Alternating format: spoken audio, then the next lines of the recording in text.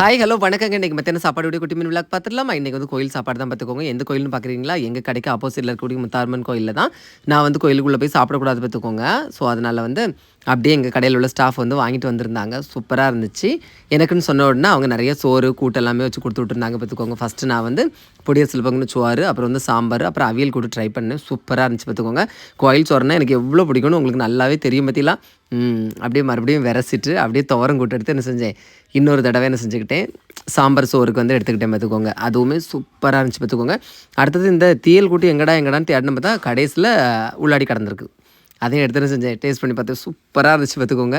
அடுத்து பார்த்திங்கன்னா தயிர் கூட்டு இருந்துச்சு. அடுத்தது வாளியில் ரசம் கொடுத்து விட்ருந்தாங்க.